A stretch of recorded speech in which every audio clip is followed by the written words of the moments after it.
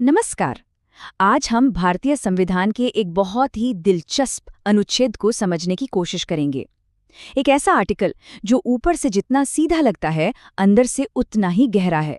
जी हाँ, हम बात कर रहे हैं अनुच्छेद 15 की। ये वो अनुच्छेद है जो हम सबको बराबरी का वादा तो करता है, लेकिन अपने अंदर एक मजेदार पहेली भी छुपाए हुए है। तो चलिए, इसमें थोड़ा और गहरे उतरते हैं।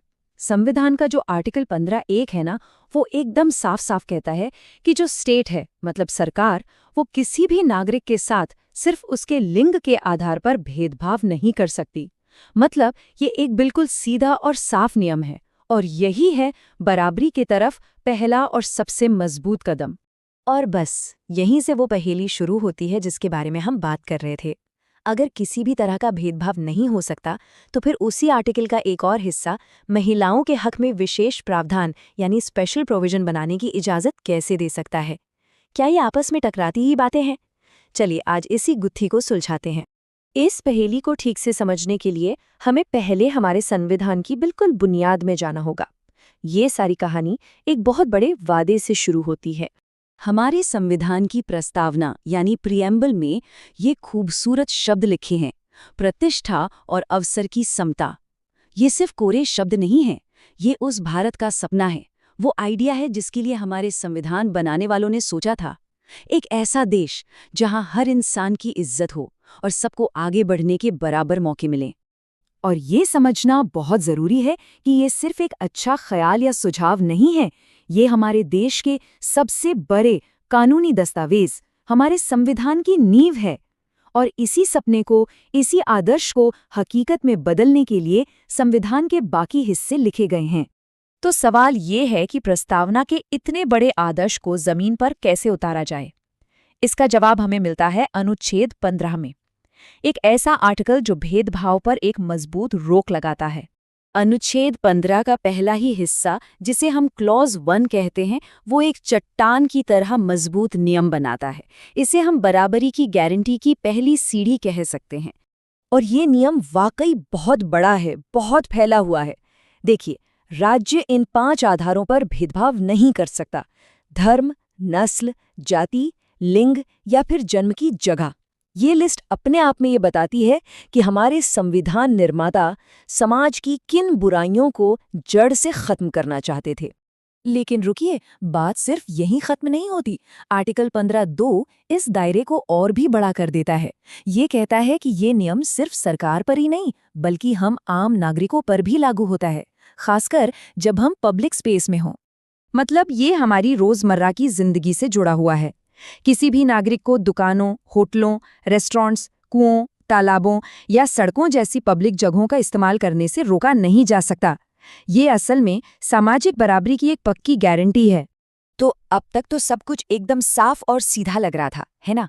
लेकिन अब हम कहानी के उस मोड़ पर आ गए हैं जहां असली ट्विस्ट, असली उलझन छिपी हुई है।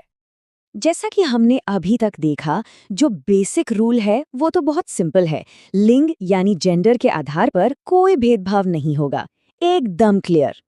लेकिन जरा एक पल के लिए इस सवाल पर सोचिए, क्या बराबरी का मतलब हमेशा सबके साथ बिल्कुल एक जैसा बर्ताव करना ही होता है?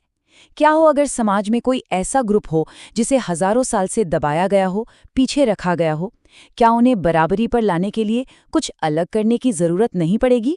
और ये देखिए, यही है वो विरोधाभास, वो पहेली। एक तरफ आर्टिकल 15(a) कहता है भेदभाव नहीं होगा, और दूसरी ही तरफ आर्टिकल 15(3) कहता है कि राज्य महिलाओं के लिए विशेष प्रावधान बना सकता है। तो सवाल उठता है कि एक ही आर्टिकल दो बिल्कुल उल्टी बातें कैसे कह सकता है? इस विरोधाभास का जो हल है, वो विशेष प्रावधान शब्द के असली मतलब में छिपा है। चलिए आगे बढ़ते हैं और देखते हैं कि ये पहेली कैसे सुलझती है। तो सबसे जरूरी बात यह है कि क्लॉज 3 कोई गलती या विरोधाभास नहीं है। असल में ये एक एनेबलिंग प्रोविजन है। इसका मतलब है ये राज्य को कुछ करने की ताकत देता है, उसे सक्षम बनाता है। ये आर्टिकल 15(1) के नियम को तोड़ता नहीं, बल्कि उसे एक ज्यादा गहरा मतलब देता है। आज की भाषा में अगर हम कहें तो आर्टिकल 15(3) जिस आइडिया की बात कर रहा है, उसे हम सकारात्मक कार्यवाही या अफर्मेटिव एक्शन कहते हैं। इसका मकसद सिर्फ भेदभाव को रोकना नहीं है, बल्कि उन लोगों की मदद करना भी है जो ऐतिहासिक वजहों से पीछे रह गए हैं, ताकि वो भी बाकियों के बराबर आ सकें। और ये हमें बराबरी के दो अलग-अलग आइडियाज तक ले आता है। एक है फॉर्मल इक्वालिटी, यानी औपचारिक समानता, जो कहती है कि सबके लिए नियम एक जैसे होने चाहिए, चाहे हालात कुछ भी हों। और दूसरी है सब्सटैंटिव इक्वालिटी, यानी वास्तविक समानता। ये मानती है कि सच्ची बराबरी लाने के लिए हमें कभी-कभी अलग-अलग लोगों के साथ उनकी ज़रूरतों के हिसाब से अलग बर्ताव करना पड़ता है। हमारा अनुच्छेद 15 इसी वास्तविक समानता को हासिल करने का एक जरिया है। तो हमने पहेली तो सुलझा ली, लेकिन अनुच्छेद 15 की कहानी यहाँ खत्म नहीं होती। ये एक ऐसा सिद्धांत है जो आज भी उतना ही जरूरी है, उतना ही रेलेवेंट है। ये आर्टिकल हमें दिखाता है कि हमारा संविधान सिर्फ नियमों की एक सूखी किताब नहीं है, बल्कि एक जिंदा दस्तावेज है, एक ऐसा टूल है जिसे एक बेहतर और ज्यादा इंसाफ पसंद समाज बनाने के लिए डिजाइन किया गया है। ये समय के साथ बदलती जरूरतों को समझता है। और आखिर में इस पूरे बातचीत का सबसे बड़ा सबक यही है कि अनुच्छेद 15 का असली मकसद सिर्फ भेदभाव पर रोक लगाना नहीं है। इसका बड़ा लक्ष्य एक ऐसे समाज को बनाना है, एक ऐसे समाज का निर्माण करना है जहां हर किसी को सच में बराबर होने का मौका मिले। ये एक प्रोएक्टिव सोच है, सिर्फ रोक लगाने वाली नहीं। और हम आज की ये चर्चा इसी सवाल के साथ खत्म करते हैं। आज के इस बदलते हुए दौर में 21वीं सदी में सच्ची बराबरी लाने के लिए इन विशेष प्रावधानों का मतलब क्या होना चाहिए? ये एक ऐसा सवाल है जिस पर हम सबको सोचने की जरूरत है। हमारे साथ जुड़ने के लिए धन्यवाद।